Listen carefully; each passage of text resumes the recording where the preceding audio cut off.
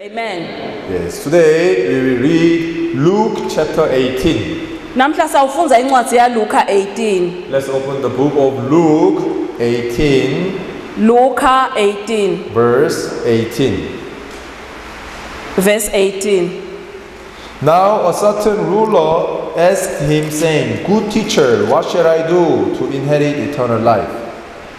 Lesinye sikhulu sambuta sathi, mfundisi lolungile, kufanele ngenteni kuze ngidle lifa lekuphila lokuphakathe. So Jesus said to him, Why do you call me good? No one is good but one, that is God. Jesu wathi kuso, ngibitelani ngekuthi ngilungile, kude lolungile ngaphandle kwaNkulunkulu. You know the commandment, do not commit adultery, do not murder, do not steal, do not bear false witness, honor your father and mother, your mother. Uyayati imiyalo lethi, ungaphingi, ungabulali, ungebi, ungacale manga, hlonipha uyihle nenyoko. And he said, All these things I have kept from my youth.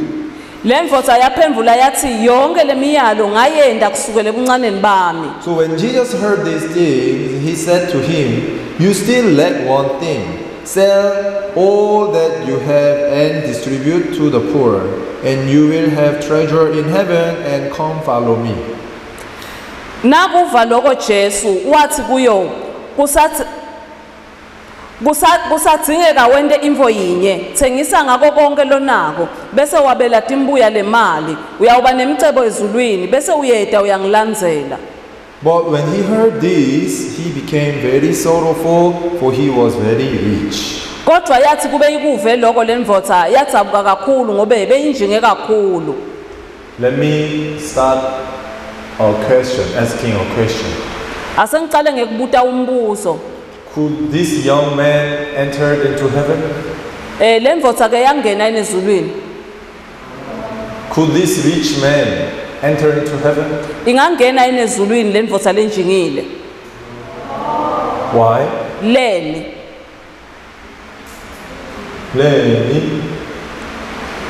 Why do you say he could not enter into heaven? Nisholani ukuthi ngeke ize ingene ezulwini. Although he kept all the commandments. Noma ayigcina yonke ke lemiyalo. He could not obey the commandment of Jesus. Akazange awulalele lo miyalo wa Jesu. Right? Angithi.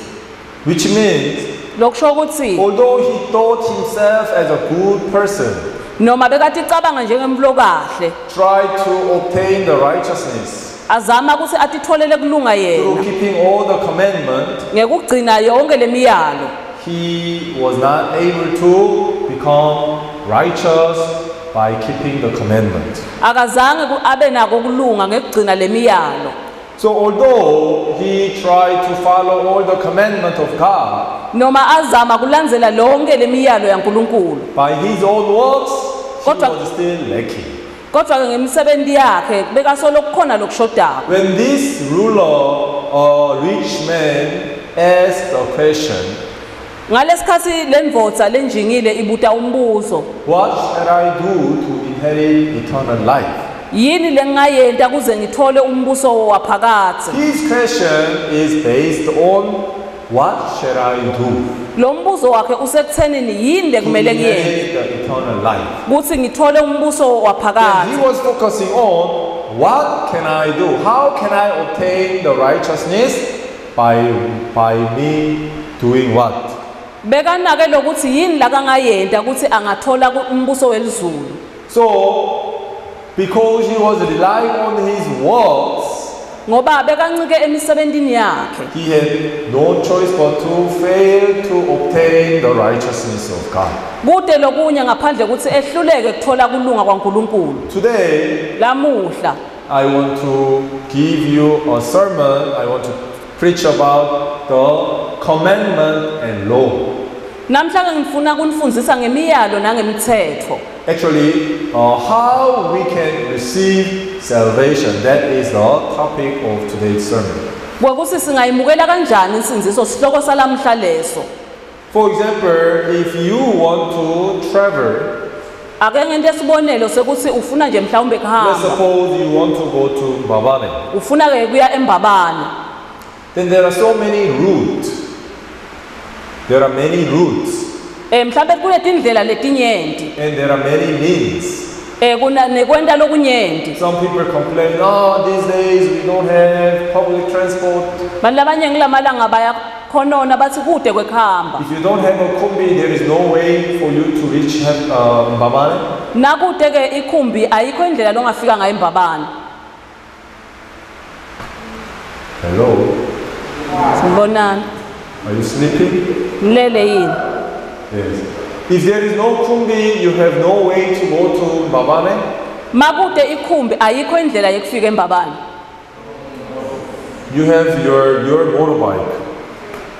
mhlambe unetinyawo takho You all have your motorbike. sonke sinato letinyawo tethu Yes, some of you can go and on foot. labanye bethu bangahamba ngetinyawo Some of you can hitch. labanye benu bangahamba bamisa timoto Maybe you can ask someone who has a car to give you a ride to Mbabane. mhlambe ungacela umuntu onemoto akugibelise ufike Or eMbabane if you have your own car, you can drive through Mbabane.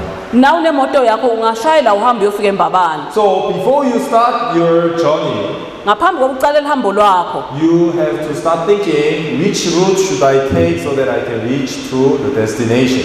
kufanele ucabange kucala ukuthi ngithatha yiphi indlela kuze ngifike la ngiyakhona And for all of us, sine sonke seeking the righteousness of God, sifuna ke kulunga kwaNkulunkulu we want to receive forgiveness of sin sifuna ke kuthola kuthethelelwa kwetombi and get and obtain the righteousness of God. sithole ke kulunga kwaNkulunkulu Obviously, we all want to reach heaven, sonke siyafuna kufika ezulwini isn't it? angithi Yes.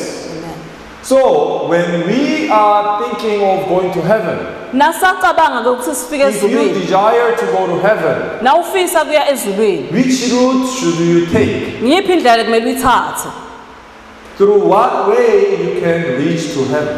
ngiyiphi indlela ongayisebenzisa kufika ezulwini There are not many ways for you to reach heaven. asikho ndlela eziningi ukuthi ungafika ezulwini There are two ways. indlela timbili Do you know what is the way? niyayadi indlela For you all go to heaven. kuze kuthi sonke siyofika ezulwini First, ngekucala by works ngemsebenzi of the law. noma ngemthetho If you keep all the commandments, mawuyigcina ke yonke lemiyalo if you satisfy the standard of God, nangabe wenetisa uyinceke yaNkulunkulu do not miss even one point, ungashi noma linye liphuzu keep all the commandments, gcine yonke imiyalo then you can reach to heaven. ungafika ke ezulwini Amen. amen Second, kwesibili there is a way that you can go to heaven by faith in Jesus Christ. lenye indlela ke ukuthi ube nekukholwa kuJesu Kristu This is by grace, umusa. umusa There is a way for you to go to heaven by faith in Jesus Christ. lenye indlela ukuthi ufike ezulwini ngekumusa ngekukholwa kuJesu Kristu There are two routes. kunetindlela letimbili There is no shortcut. kude ke indlela yekujubela 1 plus 2. There is no such a way. kude ke indlela lejubelako Many people are standing on a queue here. bantu labaningi ke balandzela le ndlela le They try to keep the law. bazama ke kugcina umthetho Sometimes they fail. lesinye isikhathi bayehluleka So they say by faith, by believing in Jesus, we receive salvation. basi ke ngekukholwa noma ngekukholelwa kuJesu ngiyemukela insinziso But still they are bound under the works of the law. kodwa ke solo babanjwe imisebenzi yemthetho Trying to do something good so that they can reach heaven. bazama kwenta info lenhle ukuthi bafike ezulwini Is there anyone who can reach heaven khona into ongafika ezulwini through this new route, ngale ndlela lensha le mixed route? ngale ndlela No, lehlangane there is no way that you can reach heaven through this mixed route. ayikho indlela longafika ngayo ezulwini mawuhlanganisa leti indlela leti. All people who are taking this route, they will fall into the hellfire and suffer forever. Bonke labalandzela le ndlela lena batawela esihogweni bahlukumezeke engunaphakade. Today I want to read few verses in the Bible Namhlanje ngifuna kufunza emavesi lambalwa eBhayibhelini and explain. bese ke ngiyachaza. Yesterday I said there are many people who are trying not to bear the fruits of sin. Itolo ke ngikhulume ukuthi banyenti bamfu labangatheli ke labathela ke tithelo tesono. Because people usually think sin is the bad behavior or crime that they commit. Ngoba abantu abanengi bathi sono kunokuba nesimilo lesikabi. Right? Amen. If I don't steal, Mangabe ke ngone, if I don't commit adultery, nangaphingi, if I don't tell a lie, mangacale if ma, I don't do this and that, mangendi lokwa naloke. I can go to heaven. This is how they think and believe. Bangaya ezulwini ngileyo ndlela labacabanga ngayo. But Kodwa that's not the proper way for us to receive forgiveness of sin. kodwa akusiyo indlela yekumukela kuthethelelwa leyo. That is not the way that you can reach to heaven. Akusiyo indlela longafika ngayo ezulwini leyo. We have to unroot the sin under the ground. Kufanele ke sisiphule lesono lesingaphasi Before komhlaba. anyone commits sin, Ngaphambi kokuthi umuntu ente sono, they were born as a sinner. badalwe ke basona. This is the seed. Lapha ke imbewu. So this seed grow as a tree, Siyakhula ke lesono sibe njengesihlahla. bearing so many fruits. Bese kuba netithelo letinyenti. Cheating, lying, adultery, stealing, Kuphinga, these kucala fruits. emanga nekweba. right? Amen. Yes. So yesterday I preached it, before you try to stop bearing the fruits, Ngaphambi kokuba uyekele lokuthi uthelele tithelo, which is the fruits of sin, lokusithelo sesono. we have to remove and unroot. We have to remove this seed first. Kufanele ke sisiphule ke lembewu kuqala. If you are trying to follow the commandment, try to do good, try to behave well, Nangabe ufuna kulandzela imiyalo uzame kwenta lokuhle, then you are just trying to clean your outside, uzama ke ukuthi igeza lingephandle lakho. outward behavior. Lesimilo sakho Does lesingaphandle. God only check your outward behavior? uNkulunkulu ngabe ubuka lingephandle lakho kuphela yini? Does God focus only your action? uNkulunkulu ngabe unaka lokho lokwendako yini? Yesterday we read Matthew chapter 5. If you look at a woman with lust, Sifunzile ke itolo incwadi yaMateyu ukuthi nangabe ubuka wesifazane then that ngemehlweni kaNuko, person already committed adultery. loyo muntu sovela uphingile. So God look at our heart. uNkulunkulu ubuka inhlitiyo yakho. God look at your core center of your heart. uNkulunkulu ubuka le ekujuleni kwenhlitiyo yakho. Among all the Pharisees and scribes, Jews, Emafarisi ke nebabhali bemthetho nemaJuda they all try to keep the law. bazama ke ukuthi bagcine umthetho. They were standing in this route. Bebasolo bahleti ke bathathele indlela le. Then let's read and study. If there is anyone who could reach heaven by then keeping the law and doing all these good things. Asesifundzisise ke sitobona ukuthi ukhona longa ezulwini ngekugcina ke umthetho nangemsebenzi lemihle. Today, on the story that we read, Namhla ke kulendzaba lesifundzile. there was a rich man, Bekunendvodza ke lebeyinjingile. right? Angithi. This rich man was standing here. Lendvodza ke lenjingile beyime lapha. They were trying to obtain the righteousness of God and go to heaven by then keeping the law. Bekazama kufuna kulunga kwaNkulunkulu ngekugcina umthetho. So this rich man, Lendvodza lenjingile ke since he was young, kusukela ke amncane he learned what is the law, wafunza ukuthi yini umthetho. right? Angithi. Do you know what is the law of God? niyathi ngithini umthetho kaNkulunkulu? Is there anyone who knows all the commandments of God? Khona lo wathi yonke lemiyalo yaNkulunkulu. 10 commandments? Lemiyalo lelishumi. Yes. Only one sister said. Munye tsatse lo phakamisa sa. Anyone who recite all the commandments? Ukhona lo khona kuyisho yonke lemithetho. This rich man, Lendvodza lenjingi leli since he was young, kusukela mncane he learned, he studied the word of God, and he knew what are all the commandments. wawudadisha ke umthetho kaNkulunkulu bekati ke ukuthi yini imithetho lelishumi. Nowadays, Kulamalanga I lawo think most of the Christians, ngiyacabanga kusemakholwa lamanene you are fake Christian. nine nimakholwa mbumbulu Why? lene. Why are they fake Christian? Yini le makholwa mbumbulu? Whosoever I meet, Lonke umuntu engihlangana naye I ask them, ngiyambuta do you know what are the 10 commandments? ngiyambuta ukuthi ithini lemiyalo lelishumi. They say, yes. Athi yebo. Do you try to keep the law? Uyazama yini kuyigcina? Yes. Athi yebo. What is the will of God? Yini ke intsambo yaNkulunkulu? Keeping the commandment, following the word of God, obeying to his words.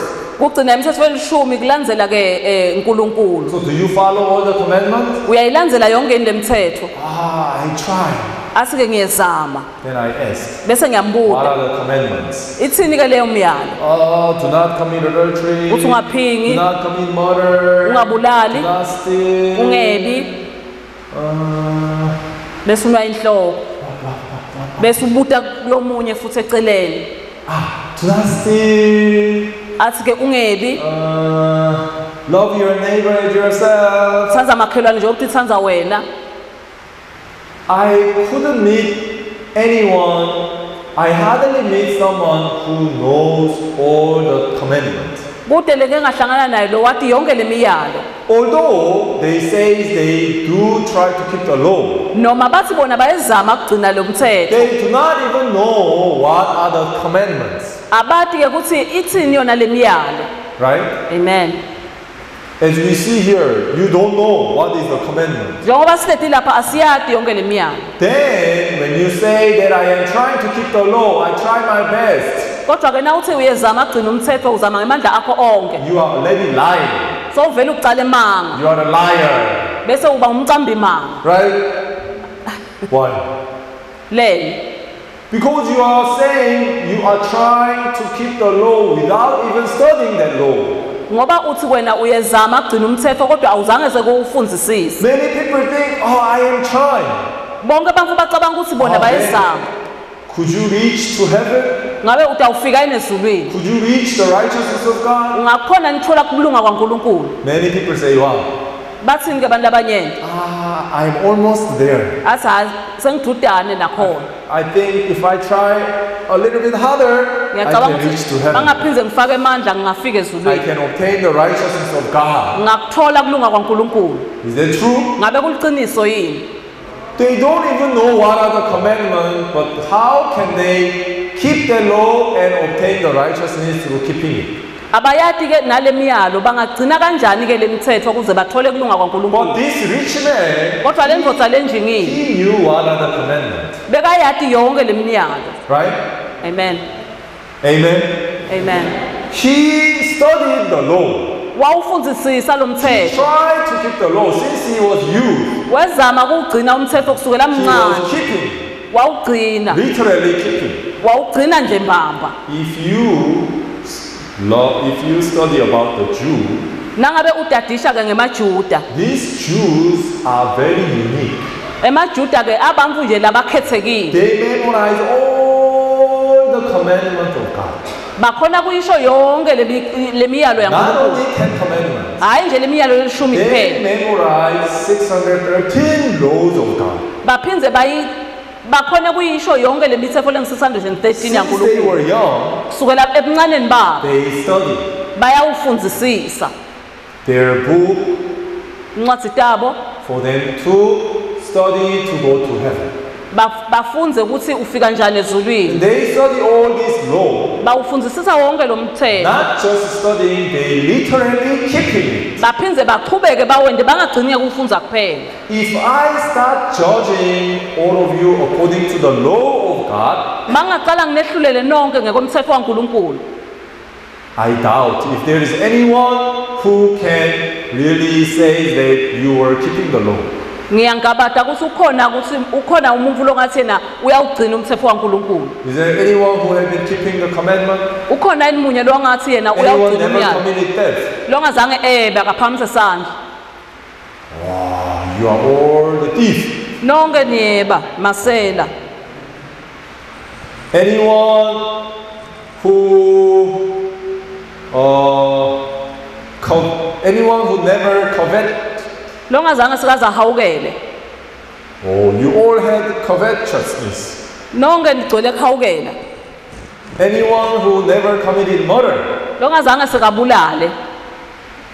Yes. Have you ever committed murder? Ngabe uke wabulala eniphumzini? Yes, at least murder, we can boldly raise your hands, right? Yebo kubulala mhlawumbe singaphakamisa isandla sithi igabadise ngako. Although you committed a theft, Noma ngabe webile. you are all a thief. Nonke ni But at masela. least we are not a murderer, Kodwa ke angisiko ke umbulali. right? Amen. If I ask one more question, you will always feel very much ashamed Mangaphinze ngibute futhi ngaba nemahlolo. about the sin start A. Eh? Pastor, please don't ask me that question. Manganibuta lesono lesicala nga A. If you talk about A, La ukhuluma ngalesono lesi wonke umuntu ufuna kuvala emehlo. yes, for your privacy, I will not ask that question. Kuze nginivikele anginawo nibuta lo mbuzo loyo. But God knows and God sees uNkulunkulu uyathi futhi uyabona all of our life. And yonke our impilo lives. yethu. Before God, Embi kwaNkulunkulu if you broke some of the law, nawephula munye walomthetho some of the sin, mhlambe sono sinye God says uthi ke uNkulunkulu you are the breaker of all. wena sowephule yonke lemithetho. James chapter 2 verse 10. Jakobe 2 verse 10. Jacob 2 verse 10 says, while you are keeping the whole law, Nangabe usayigcina yonke lemithetho if you stumble in one point, nangabe ukhubateka kulesinye isigaba you are guilty of all. ubese uvela ube nelicala kuyo yonke. Let's suppose out of 10 commandments, Ake sesithi ke kunana imiyalo lelishumi most of you cishe thine sonke broke all the law. siyiphule yonke lemithetho. But let's suppose you kept some of the law. 5 law you have been keeping, 5 law you did not. Asesithi ke uyigcinile lesihlanu kodwa lelinye lesihlanu wayiphula. God says, Uthi ke uNkulunkulu according to his standard, ngekwelizinga lakhe you are guilty of all the 10. wena sowunelicala kuyo yonke leli lishumi. Not only few that you broke. Hayi lele mbalwa loyiphulile. That's the standard of God. Lelo ke lizinga laNkulunkulu. Amen. Amen. Then what about this rich man? Kodwa ke sithini ke ngana imvutha This lenjingile? rich man, Le mvutha lenjingile he has been keeping all the law. beyigcina yonke lemithetho. Literally, he was keeping the law. Abe ugcina. Let me give you an interesting story. Asenginitshele na indzaba lehlekisanayo. There is a missionary in Israel, our Good News Mission missionary. Bekune missionary ke wase Good News kaIsrael. Among the commandments, there is a law saying, remember Sabbath and keep it holy. Kule miyalo lelishumi kune miyalo lothi ke khumbula lesabatha uligcine lingcwele. Yes, Article 4. Fourth law is remember Sabbath and keep it holy.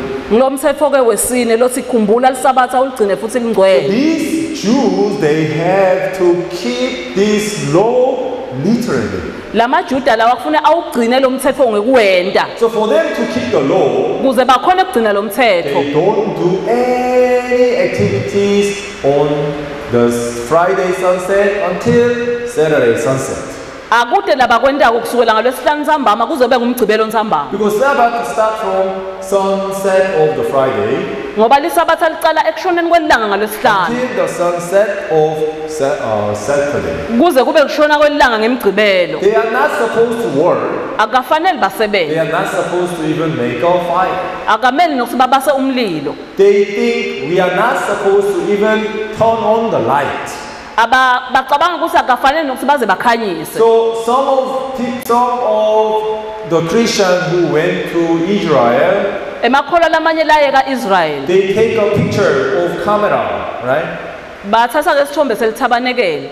But these officers and security force, they do not allow you to take a picture Kodwa ke on the Sabbath day. labaphathi ke noma labo labaphethe lehovisi abakuvumeli ukuthi uthathe isithombe ngaleli sabatha. You know why? Leni Even the pressing the button is work, or should not work. lokuchafata nje kungumsebenzi. This is how they literally keeping all the commandments. Ngileyo ndlela ke labagcina ngayo lo mthetho So our olishumi. missionary, he knew this how the Jews are keeping the Sabbath. Lo missionary ke bekade ukuthi indlela emaJuda la kagcina So ngayo one day on the usabatha. Sabbath day, he was walking on the road. Ngalenye langa kulisabatha bekahamba emgwaqweni. But by the gate, a certain mother and daughter was standing by the gate of their house. Egedeni bekunamake nendvodzakati bebemile. So missionary looked at them. Lo missionary wababuka. So this mother was calling, "Hey, mister, Lo make ke bekambita can athi I ask mnumzane you a favor?" uthi ngicela lisito lwakho. Oh, of course. Wathi yebo, Oh, I am a Korean missionary. ngimissionary waseKorea. How are you today? Ninjani? Oh, I am good. Athi mina ngiyaphila. Can I ask you a favor? Ngicela ukuthi ungendele info thide. What is that? Uthi yini leyo? Can you come into my house and turn off that light in the fridge? Ungangena endlini yami uyongicishela ke nalilambu efrijini. They switched off all the light in the house, Bebacime onke emalambu kulendlu. but they forgot to switch off the light inside of the fridge. Bakhohlwa ke kucima lilambu lefriji. If you have a good fridge, when you open, there is a light inside of the fridge, right? Nangabe unefriji lekahle na uvula nje kufanele kube nelilambu la. So they disobeyed this law of Sabbath because they forgot to turn off the light in the fridge. Lokusho ukuthi abazange ke baqhubeke baligcinele lo mthetho lokuthi ugcinele isabatha ngoba bakhohlwa leli lambu So efrijini. ask this missionary to turn off the light. Babita lo missionary ukuthi ayocima leli lambu. These Jews, Uthi lamaJuda lawa they are bound under such law even until this time after Jesus died long ago. solo baba nje kulo mthetho lona noma Jesu sekafikile wafa. So this missionary helped them. Okay, I will help you turn off the light. Wase uyabasita ukuthi ngidanisita ngicime leli lambu. They were so happy and appreciative. Bajabula kakhulu babonga. And one day Ngalelinye ilanga during the Sabbath, ngelisuku lesabathi he was in the house. bekasekhathe endlini. So his neighbor invited him to come over his house. Bomakhelwane bammema ukuthi akete endlini yabo. Oh, what's the reason he's inviting me? Leni yinzathu sokuthi angimeme. So he went to visit that other Jewish people's house. Wahamba kwayovakashela lamaJuda.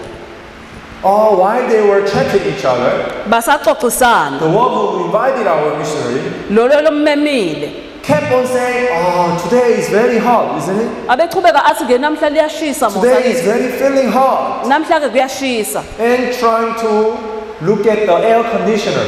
Abuka ke lokushayisa umoya. They had AC in their house, Bebanawo lokushayisa umoya endlini yabo. but he knows that he is not supposed to press even a button of AC. Kodwa ke bekade ke usagamela ukuthi afacade laphana kuze kuphume umoya lobanzayo. So he could not ask neighbor to work for him. Akazange amcele ke makhelwane ukuthi ahambe ayomendela. So indirectly he was asking him to turn on the AC button.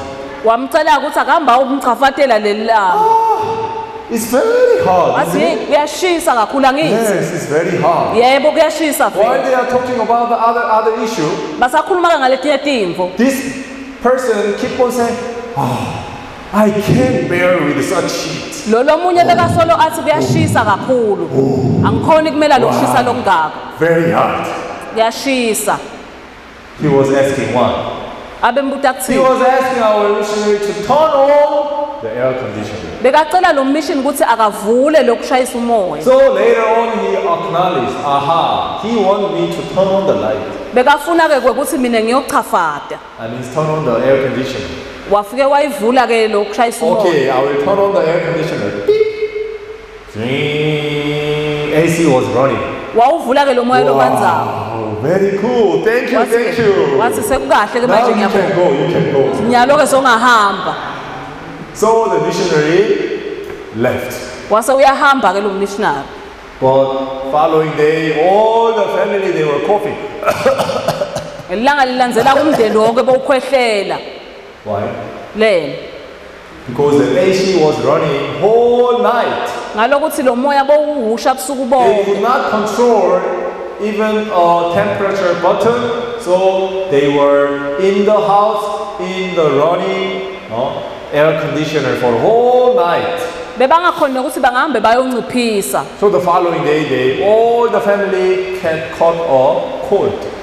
ngelanga lilandzelako ke wonke lo mndeni waphathwa umkhuhlane Isn't it funny? akuhlekisini Is there anyone who is trying to keep that Sabbath like that standard? ukhona into zama kugcina leli sabatha njengala majuda Then you don't have to try to take this way. akameli ke uzame kuthatha le ndlela le If you don't have confidence to follow all the commandments in that level, nawe uteke sibinze sekulandzela ke lemithetho yonke today is Saturday. namhla ke angisingcibele You already committed sin. sowuvele ke wenze sono Or you broke the Sabbath. nonke lephulile lisabatha Right? amen Yes. Is there anyone who can keep the law khona into ongagcina umthetho for you to inherit the eternal life? uze uthole umbuso longuna phakade We are all a law breaker. sonke sidephula mthetho So this rich man, le ndvodza he was lenjini boasting himself.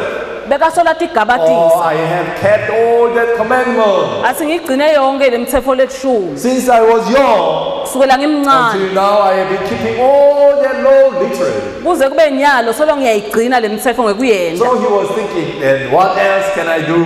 kuthi yini lokunye lengaphindze ngikwente Jesus said, wathi ke Jesu there is kuye one lacking point. kuthi kunemfoyinye lemgcoka Jesus knew this man was rich. bekati le ndvodza kusinjingile So Jesus is giving a very impossible and tricky command.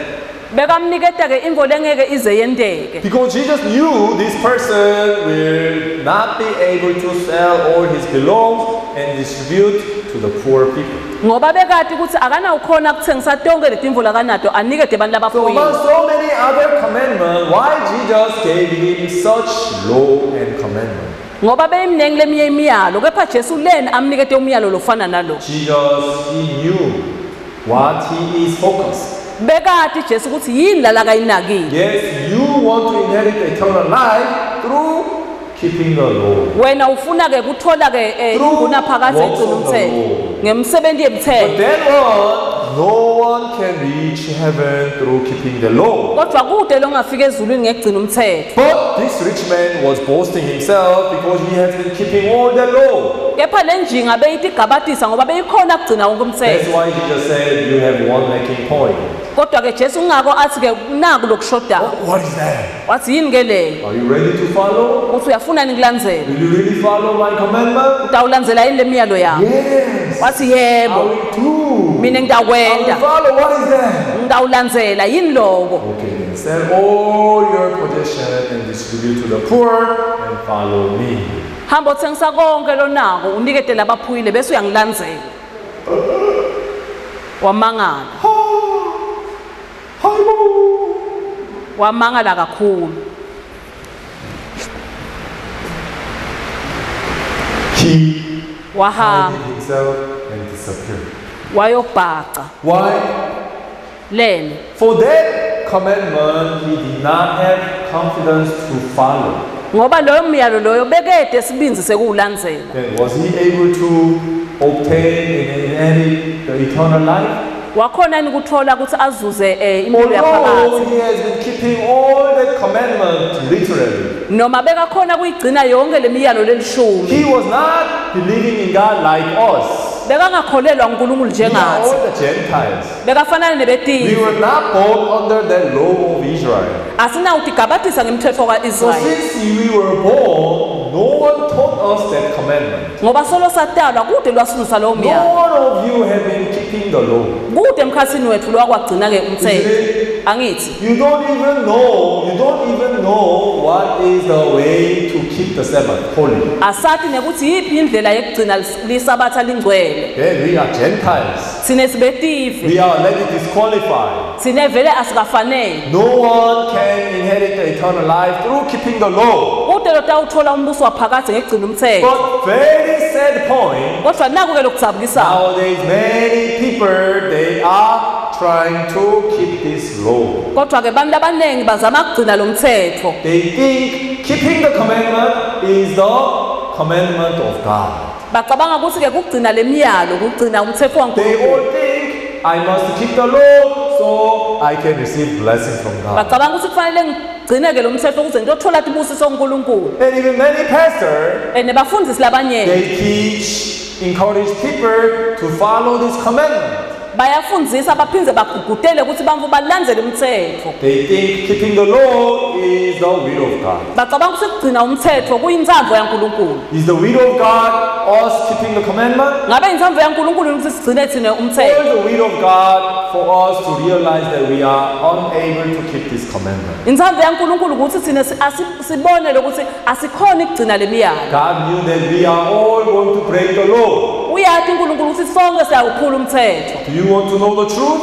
uyati nifuna nifuna Then let's liqiniso open the Bible. asifunze-ke libhayibheli Romans chapter 3. baseroma 3 Roma 3. Verse 10, 11, 12. baseroma 3 verse 10 11 na 12 As it is written, there is none righteous, no, not one. There is none who understands. njengoba kubhaliwe ukuthi kude namunye lolungile kude namunye nalocondzisisako There is none who seek after God. kude lofuna uNkulunkulu Verse 12. Let's read all together. Verse 12. asifunzeni sonke verse 12 Ready, go. They have all turned aside. They have together become unprofitable. There is none who does good. No, not one. amen Amen. amen Does Bible say that there is one who do good? lithi libhayibheli ukhona lo wenta lokuhle There is none. Zero. kude No namunye one. Good. amen Amen. Good. no one No one. kude No one is able to keep this law. kude lokhona kugcina umthetho No one able to enter into heaven through keeping the law. kude lotawungena ezulwini ngekugcina umthetho No one can inherit the eternal life. kude longazuza kuphila lokuphakathi Amen. amen Then why did God give us the law? leni-ke unkulunkulu asinikete umthetho Verse 12. siyafunza-ke kuvesi 12 Verse 12. I'm sorry, verse 20.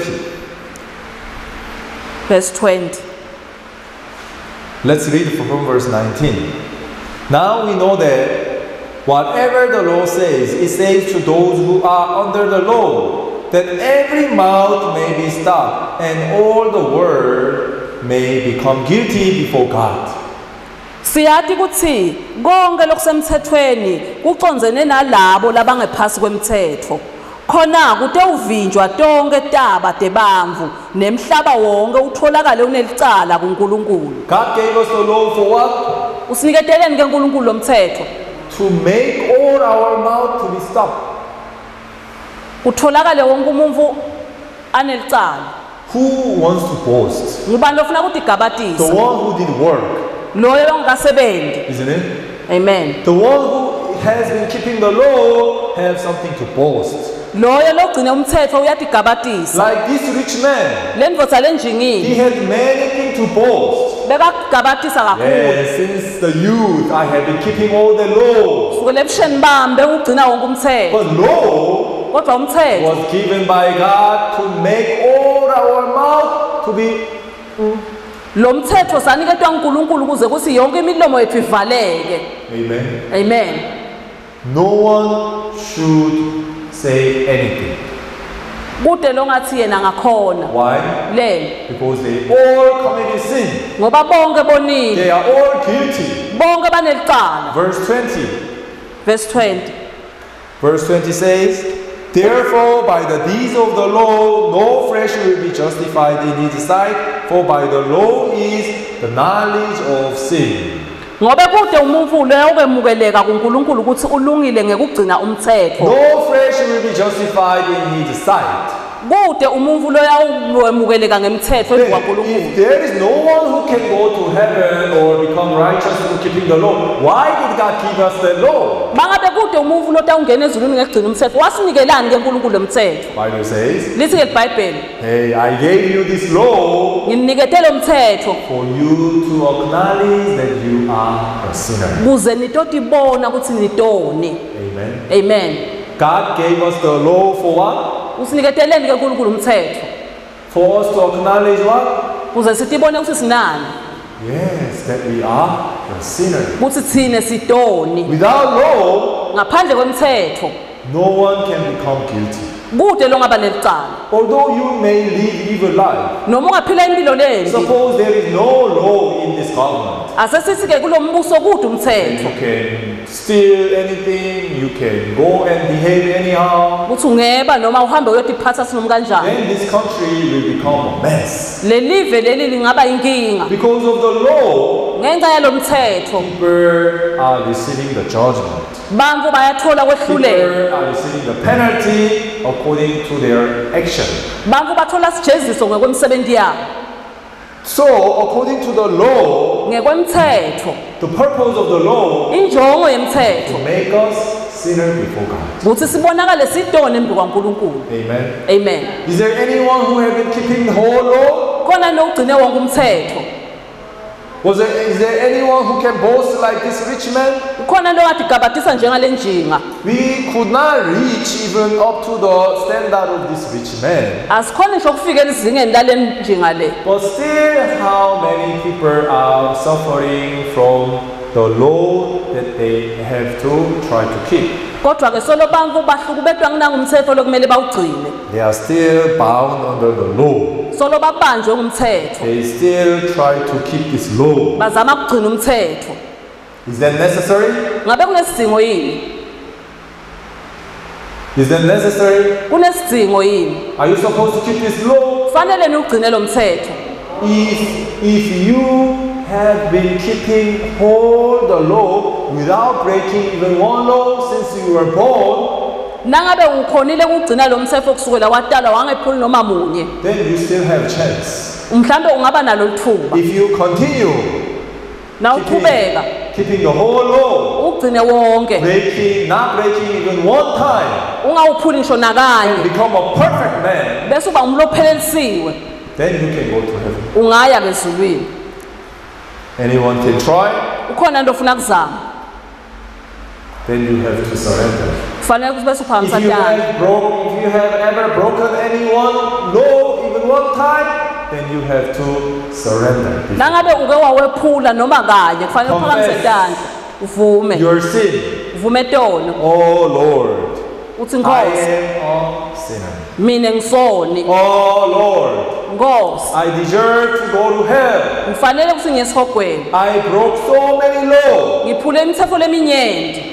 I am a guilty before God. Mina nginelicala embi I am kwaNkulunkulu. a sinner. Mina ngisoni. I don't deserve to go to heaven. Angidingi angafanele ukuthi ngiyezulwini. Please have mercy on me. Bani nemusa kimi. Please show me a mercy. Khombisa umusa kimi. I need your grace. Ngiyawudinga umsa I wakho. need the works of Jesus Christ. Ngiyayidinga imisebenzi yaJesu I Kristu. need Jesus, not my own effort or works. Ngiyawudinga umsebenzi waJesu hayi imisebenzi yami. So if anyone acknowledged that no one could keep this law and no one could reach heaven through their own works, Mangaba khona lo ngabona ukuthi kude lo ngafika ezulwini ngekwemisebenzi yakhe. they have to change their route Kufanele basiguqule indlela yabo. from number 1 to number 2. Kusukela ekuqaleni kuye kunumber 2. What do we call? We call it repentance.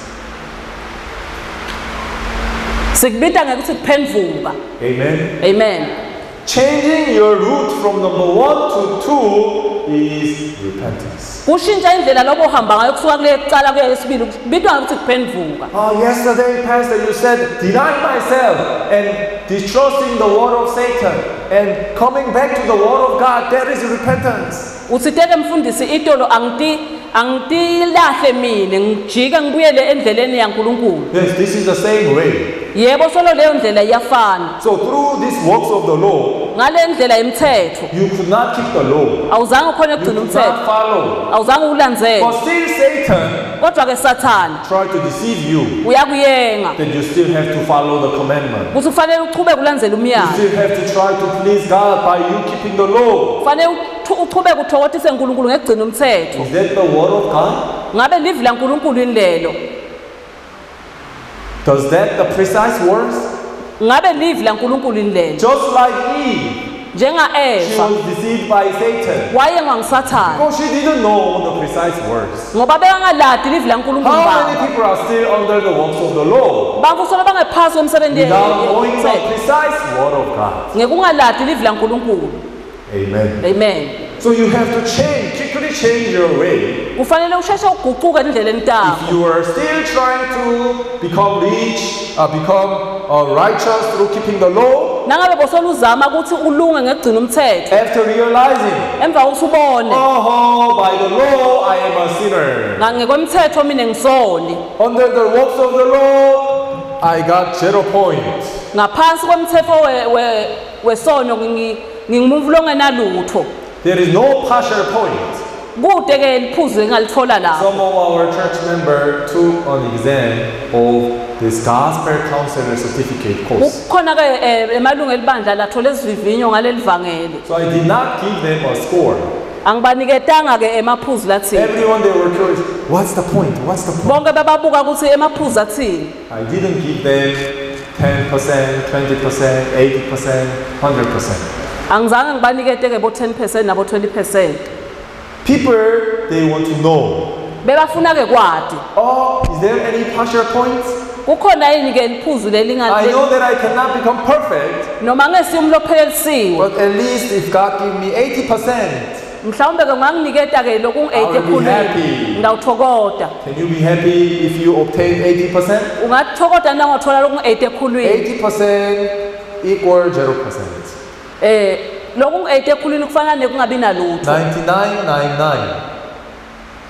You have been keeping almost all the law, Bewugcina cishe wonke lo mthetho. but you broke one time. Kodwa ke kanye So wawephula. you obtained 99%, 99.99. Bese uthola ke 99.99. Then can you say that God will forgive you? Ungasho ukuthi uNkulunkulu God utakuxolela. will show you a mercy to go to heaven? Utawukhombisa umusa ukuthi uye ezulwini. No. Cha. 80%, 99.99. Loku ngi-80 ekhulwini na 99.99. Bonke behluleke. We are a failure. Sonke side So we have to hluleke. surrender before God. Funa siphakamise etandleni kwaNkulunkulu. Law was given for us to acknowledge this we are sinners. Yebo umthetho wasaniketela ukuthi sithibone ukuthi sitona. I am a sinner before God. Ngisona embi kwaNkulunkulu. Hallelujah. Amen. Amen. Amen. This is how we have to confess. Kufanele sivume kanjalo. Confession of sin Uvuma ke tono. is not that you have to confess from A to Z all the sin that you have committed. Akusuka ukuthi ufanele uvume konke lo lokwendile. Do you remember all the sin that you have committed? Uyakhumbula ntonke tono lotendile. Can you confess all the sin that you have committed? Ungakhona ukuthi uvuma tonke le We tono. have to confess our sinful nature.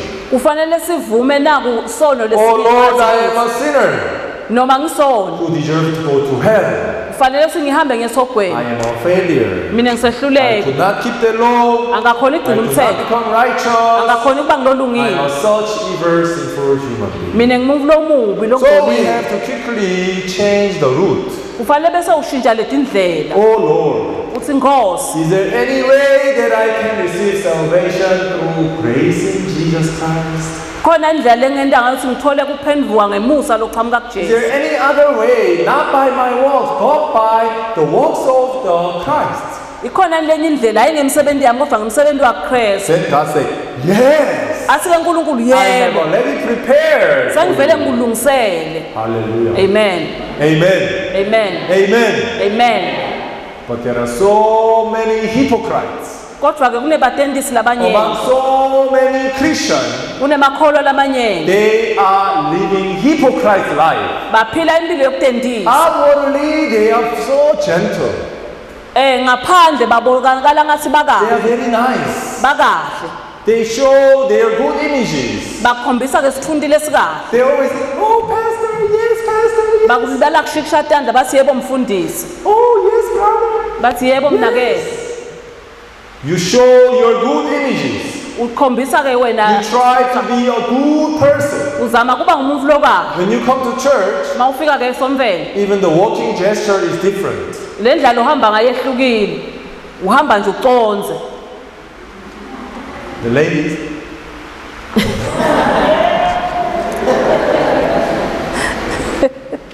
when you go out making fun with your friend, you walk like, Na udlala nebangani bakho uhamba nje sinomu kanjani. but when you come to church, Kodwa na uthe esomveni ubamba simile. right? Amen. In front of pastor, you say, Embi kwemfundisi ubamba similo. when you are staying alone, Mawuwedwana. committing so many evil, sinful, deceitful sins, Wenda tonke timvo letingcolile. right? Amen. Although I don't have a camera to look at all your behavior and your heart, Noma ngakhona ukunibona konke lenikwendayo.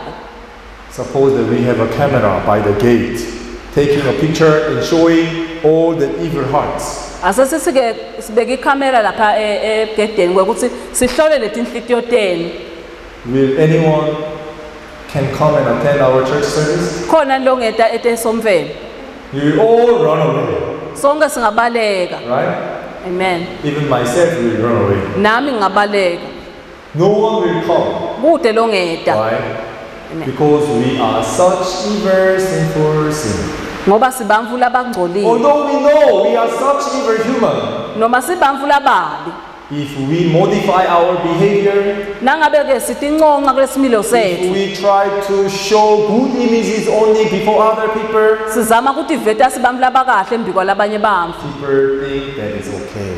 Bacabanga ukuthi ke bamvu lokho kukahle. They satisfied. Bathi kukahle. But Jesus Kodwa Jesu scolded these hypocrites. ayi uyawathethisa ke labatendisi. You, Uthi wena nawe hypocrite. nine batendisi. Let's read Asifundzeni. Luke, same chapter 18. Luke 18, the same chapter that we read. Luka 18 verse Luke 18. 18. I'm sorry, before we read Luke 18, let's read Luke 11. Luke 11. Luka 11.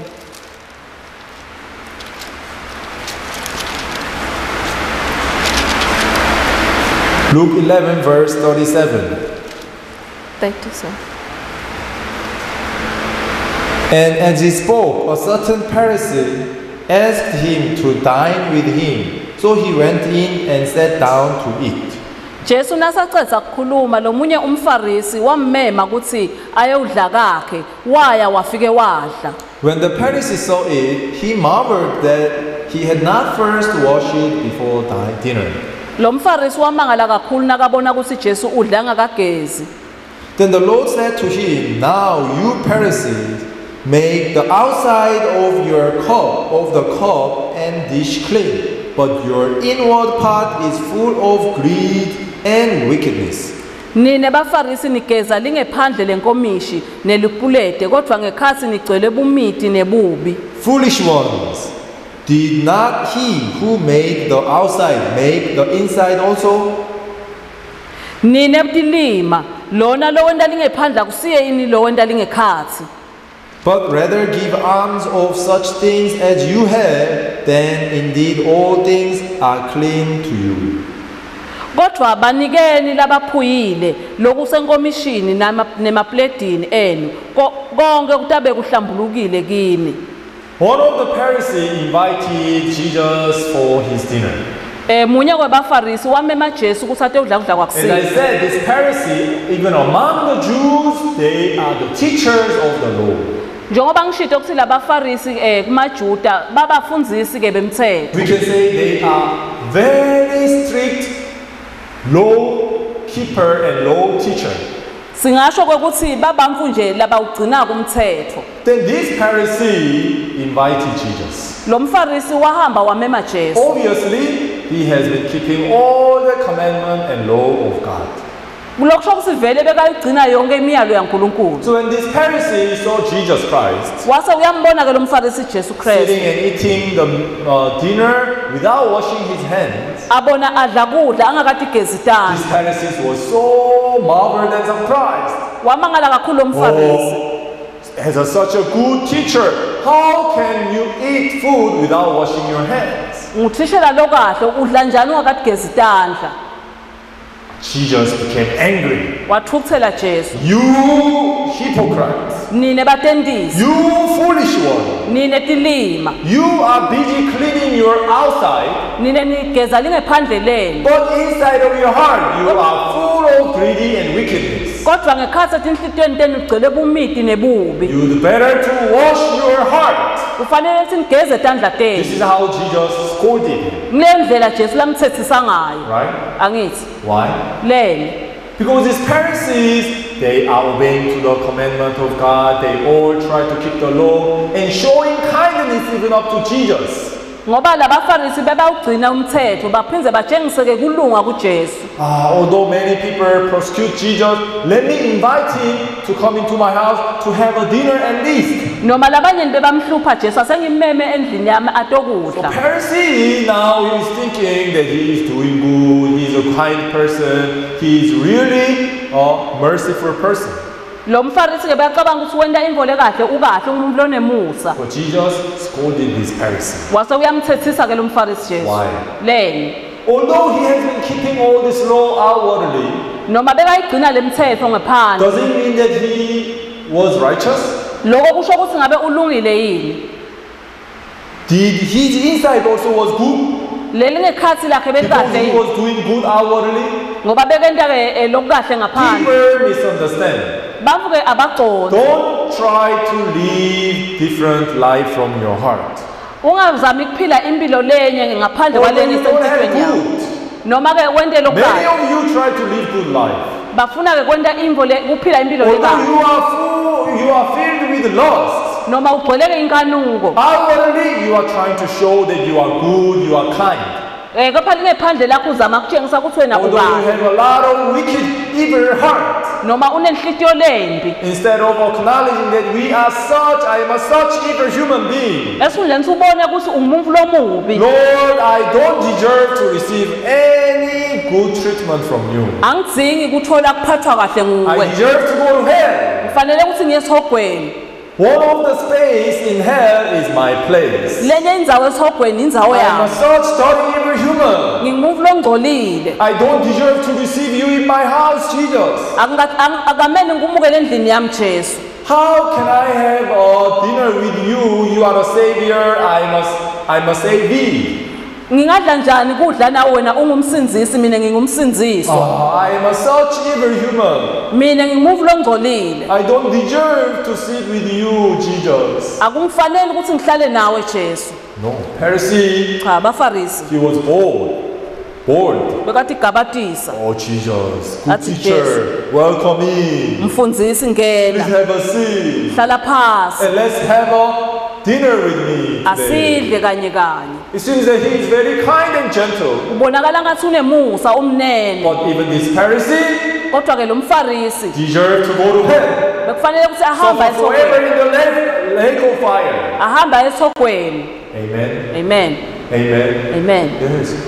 This is how we are evil before God. Ngileyo ndlela lesibabi ngayo kuNkulunkulu. Although you try to do good, Noma uzama kwenta although lokuhle, you try to change your good behavior, noma uzama ukuguqula similo although sakho, you are judging other people who are not doing same like you. noma wehlulela labanye labangendi njengawe. Let's suppose you are keeping one part of the law. Mhlawumbe asisike wephula munye umthetho. If you see someone who is doing bad, not keeping the law, Mawubona lomunye angawugcina you umthetho, may accuse, utabe soyamehlulela, hey, you, umbeka licala. but you are all equal. Kodwa ke siyafanana sonke. Amen. Amen. You are all evil. Sonke sibabi. Hallelujah. Amen. Amen. Amen. Even the man who look at a woman with lust already committed adultery. Nalo lobuka umsikati ngemehlo ekhanuka sawuvele unangu ugcwele inkanuko. Even you, sisters, Nani bodzadzewethu. you are all also evil, lustful, sinful, human. Nonke nibavula bagcwele inkanuko. Isn't it? Angithi. Isn't it? Angithi. Angithi. Yes. Amen. We are all such lustful, evil, human. Sibavula bagcwele inkanuko. If you look at any man, Na ubuka nje imvotsa. Bible. Oh, he looks good. Ethi ubukeka kahle. Bible. Bible Mage. There is a one sister who always says, Bible Mage. Nalomnye dzadzewethu ovame ku-exclaima kanjalo. I don't know why she is still seeking Mage, her mother. Angathi kuthi lena solafuna makwakhe. Bible. Very good looking. Ubukeka kahle. These days, social media destroy our life more. Kulamalanga siphazanyiswe social media. As you scroll many posts, Na uqhubeka there are many people who is posing like,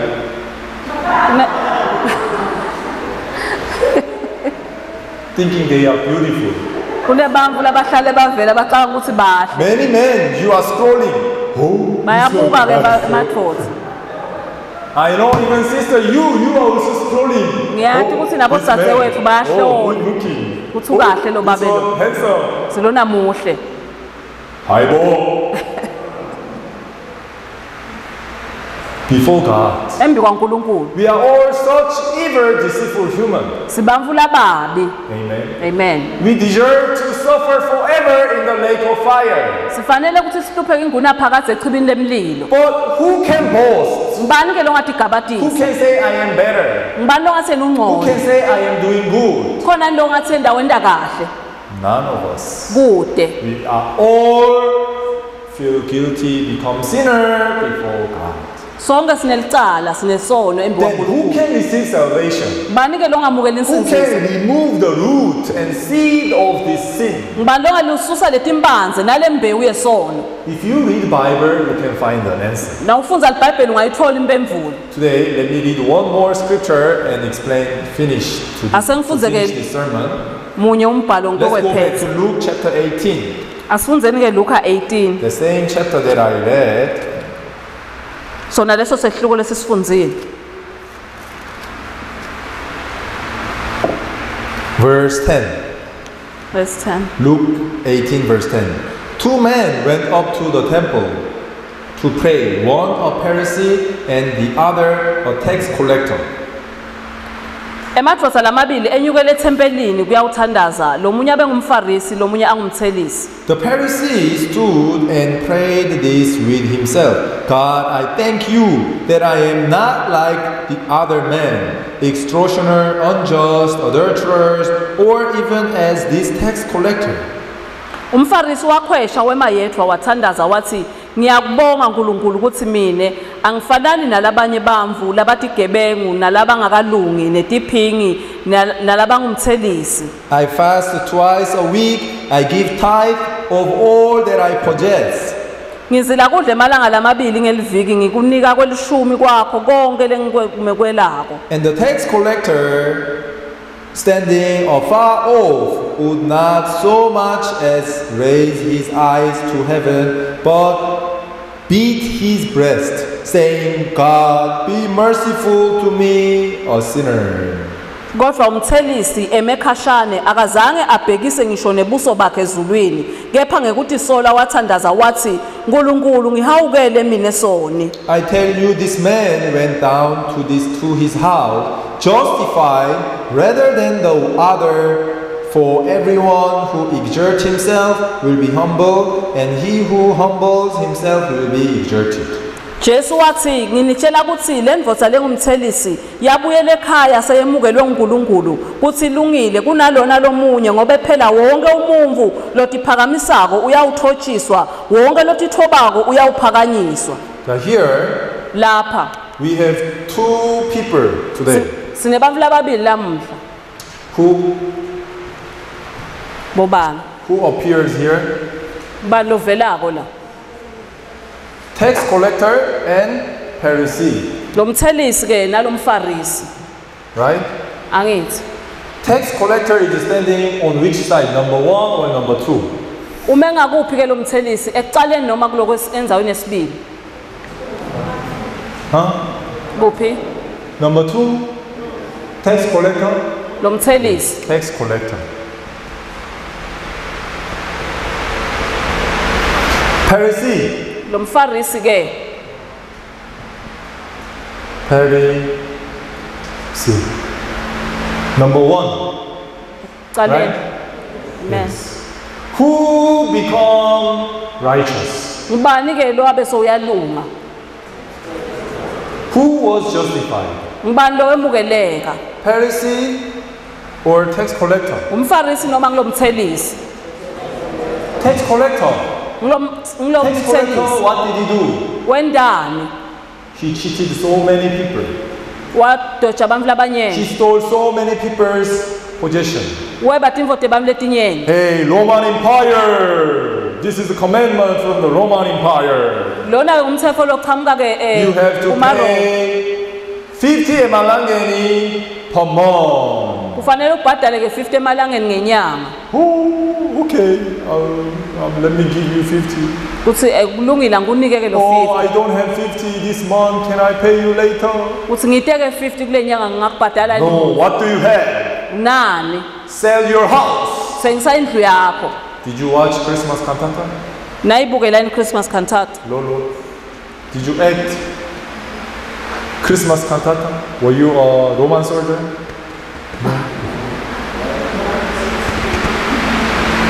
Tax collector come to collect tax.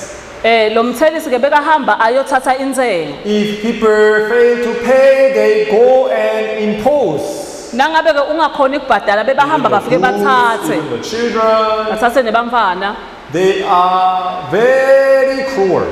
bekubamfu lababi kakhulu This is how tax collector was very cruel and evil. beka kanjalo ke lo mthelisi So tax collector cannot even lift up his eyes to heaven lo mthelisi abengakhona ukuphakamisa emehlo akhe abuke and ezulwini beating his chest, abeshaya isifuba sakhe beating his breast. ashaya isifuba sakhe Oh Lord, I athi am a Nkosi sinner. mina ngisoni Please have mercy. banemusa kimi At least he acknowledged his sin, right? ukahle ngoba wakubona sono sakhe He acknowledged himself as wathi bona asoni who deserved to suffer and receive judgment of sin. lokufanele ahlupheke athole kwehlulelwa What kwesono about Pharisee? kepha lo mfarisi Aha! I thank God. wathi yebo ngiyambonga I uNkulunkulu am Mr. Pharisee. mina ngingumfarisi Thank God. ngiyambonga uNkulunkulu Today, God, I am so marveled. I am so thankful before you. namhla uNkulunkulu ngiyabonga phambi kwakho I have been keeping all the commandments. ngigcine yonke imiyalo I have fasted twice a week. ngizileke kabili evikini And what else? I have gave tithe of all my possessions. ngikhokhe konke tishumi kwale nginako I am not like this tax collector. angifanani nalo mthelisi Thank God. ngiyabonga uNkulunkulu Thinking he will be acknowledged as a good person. bekacabanga ukuthi utawuthatheka njengomuntu okahle Right? amen Could he really acknowledged as a good person? Ngubani ke lo wabonakala ngumuntu lokahle? Was he deserve to be justified? Bekufanele ngisemukelele Because he fasted twice a week, ngoba uzila kabili give ngeliviki. all his tithe, Anikele konke tishumi tayo. and live according to the commandment of God. Aphile ngokomthetho kaNkulunkulu. Was he really deserve to go to heaven? Bekufanele ngisahamba ezulwini. Being justified? Ngabe wemukeleka yini? God said no. Wathi ke uNkulunkulu cha. Who is justified? Ngubani ke lo wemukeleka? Tax collector, you are justified. Means you can come to heaven. Wemukelekile ungangena ke ezulwini. Pharisee, Lo mfarisi you suffer forever in the lake of fire. wena ufanele kuyohlupheka echibini lemlilo. Why? Le Pharisee lo mfarisi did not know the precise standard of God. akalati lizinga laNkulunkulu. And he did not even acknowledge his sin. Akazange asibone nesono How sakhe. sinful, deceitful human he is. Lokuthi ungumfu longcole kangakanani. But this tax collector, Kodwa ke lo mthelisi lo at least he realized, wabona ke yena. he acknowledged, Wabona oh, I am a such evil person. mina ngingumfu lomubi. I have no way to go to heaven. Ayikho indlela engaya I don't ngayizulwini. deserve. Angikafanele. I deserve to go to hell. Ngifanele kuye I esihogweni. deserve to suffer forever. Kufanele ngihlupheke kuze kube I live phakade. such evil life. Ngiphile impilo Oh le. Lord, Nkosi, please forgive me. thethelele. Please have mercy upon me. Banemusa kimi. He is ready to be justified. Bekazange wase uyamukeleka. Who can receive salvation? Bani ongathola Who insinziso? can remove sin? Bani ongasusa sono? Who can become righteous? Bani ongalunga? Who can be welcome to enter into heaven? Ngubani longemukelwa Who kusangena deserve ezulwini? to receive the blessing from God? Bani longathola tibusiso kuNkulunkulu? Pharisee or tax collector? Ngabe ngumfarisi noma ngilomthelisi? Although he committed a lot of sin, do you say really he deserves to go to heaven? Noma enetono etinengi solo uyafanele ukuthi angaya ezulwini. Although he broke a lot of commandments of God, do you really think this tax collector is qualified to go to heaven? Noma endeke timvo letinengi ngabe solo ufanele ngitha ezulwini. Who deserves? Ngubani lofanele? At least Pharisee, isn't it? In the eyes of God. Emehlweni kaNkulunkulu. Pharisee, tax collector, they are all the same. Umfarisi nemthelisi bayafanana. Evil, Bonke babi, sinner. badoni. Amen. Amen. Amen. Amen. You are only evil continually. Ni babi. Genesis chapter 6 verse 5. Genesis 6 verse 5. This is the standard of God. When God sees, when God judges us, we are only evil continually. Lizinga laNkulunkulu leli We uNkulunkulu nakasehlukela are sibabi. such dirty evil human beings. Sibamvula ababi No labangcolile. one deserves to go to heaven. Kude lofanele kuye No ezulwini. one is ready to go to heaven. Kude lolungele ukuthi angafika ezulwini. If you rely on your works, Mangabe uncike emsebenzini yakho. both they are evil, Bonke babi. but who can be justified? Ngubani ke phela Who omukeleka? can go to heaven? Ngubani longa ezulwini? The one who acknowledges his sin. Nguloyo losibonako sono sakhe. Amen. Amen. The one who realizes how sinful I am. Nguloyo lotibonako ukuthi yena ungcole kangakanani. The one who have no other way in themselves. Labanye labete labangakwenta kibo. At least they can get a chance to receive salvation. Bangalithola ke lithuba lokuthi bangathola insinziso. Amen. Amen. Is there anyone who is good among us, among God, before God? Ukhona ini lokahle embi Is kwaNkulunkulu? there anyone who deserves to go to heaven? Khona ini lofanele ukuthi angaya ezulwini? Anyone did good? Khona ini lowenta kahle? What can you boast? Yini longatigabadisa ngako? Nothing. Kude. Amen. Amen. We are all sinners. Nesonke We are sidoni. such evil sinners. Sibamla We babi. deserve to go to hell. Fanele ukuthi siye Suffer esogweni. forever. Sihlupheke kuze kube phakade. But if you acknowledge your sin Kodwa na uthi sibona sono and sakho admit bese that I am uyavuma such evil human being, uthi ngumfu lomubi. I need Ngiyatsinga. Jesus Christ. Ngitsinga I Jesu. need your works. Ngitsinga imisebenzi I need yaJesu. your mercy. Ngifuna umsa I wakhe. need your blood. Ngitsinga ingadi yakhe. I need your sacrifice. Ngitsinga umnikelo wakhe. Those who realize this deserve to go to heaven. labo labakubonako lokho kufanele baye ezulwini but not yet ready. kodwa ke abakalungele Because you have to have this faith in Jesus Christ. Faith Fanele- in Jesus. kufanele ube nalokukholwa kuJesu If you still have doubt, nangabe solunekungabada you cannot go to heaven. awunokhona You kezulwini have to have faith. kufanele ube nekukholwa Amen. amen Assurance of salvation. ube nesiciniseko sensinziso Tomorrow I will preach further about the faith. kusasa ngidawuchubeka And how ngikhulumele and ngekukholwa who can obtain this faith in Jesus Christ. kuthi ngibani futhi kanjani lo ngathola lokukholwa kuJesu And even among the faith, there are many different types of faith. nakulokukholwa dinenge tinhlobo tekukholwa Although you may say, yes, I do believe in Jesus. noma ungathi yebo Yes, I ngiyakholelwa have kuJesu accepted Jesus as my personal Savior. yebo ngimemukele Jesu ukuthi abe ngumsindisi wami But many people still do not have that actual faith per standard of the Bible. kodwa ke abantu abaningi solo bete lokukholwa lokusezingeni So laNkulunkulu tomorrow, when you listen to the words, kusasa nangabe nilalela lamazwi I hope you can distinguish which faith you are belongs to. ngiyacabanga ukuthi utawukhona kwehlukanisa singuphi ukukholwa lokini Whether you are in the true faith mhlawumbe ukulokukholwa lokungiko or the faith that you think it is good, but in God's eyes, if that is not qualified, then you have to quickly forsake it and obtain this true faith. noma ngilokukholwa locabanga ukuthi kungiko Amen. amen Yes. Tomorrow, let's continue about the faith. asichubekeni kusasa ke sikhulume ngalokukholwa Let us pray. asithandazeni